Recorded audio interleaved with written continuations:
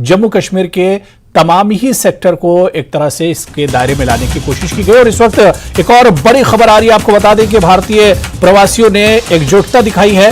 भारतीय उच्चायोग लंदन में एक साथ नजर आए हैं। खालिस्तान समर्थकों के हमले के बाद इकट्ठा हुए भारतीयों द्वारा समर्थन का प्रदर्शन किया गया।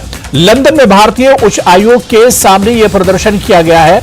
आपको बताते चले कि खालिस्तान समर्थकों के हमले के बाद भारतीय प्रवासी भारतीय उच्च आयोग लंदन में एकजुटता में एक साथ नजर आए।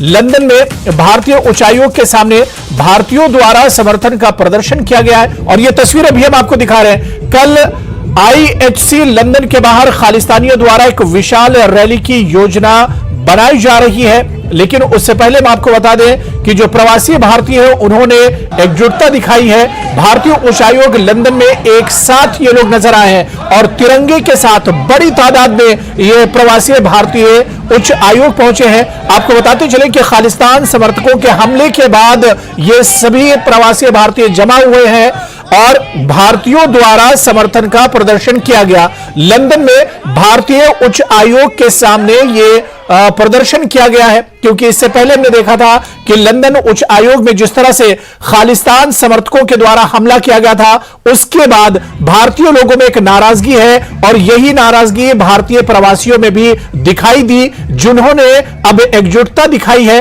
और एक साथ भारतीय उच्च आयोग लंदन में एक साथ नजर आया है। भारतीयों द्वारा समर्थन का प्रदर्शन किया गया है। लंदन में भारतीय उच्च आयोग के सामने यह प्रदर्शन किया गया, जिसमें बड़ी तादाद में भारतीय प्रवासी अपने हाथों में तिरंगा लिए हुए नजर आए।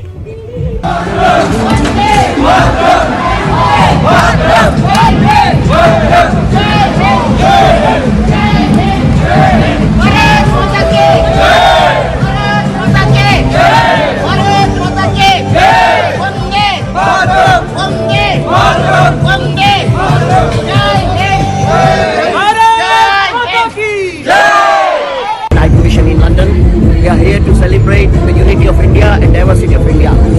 India will remain a united country and nobody can drive us to that rage, and anybody will try, they will fail. And we are proud of India and Bharat Mata ki Jai. Bharat Mata ki Jai. Bharat Mata ki Jai.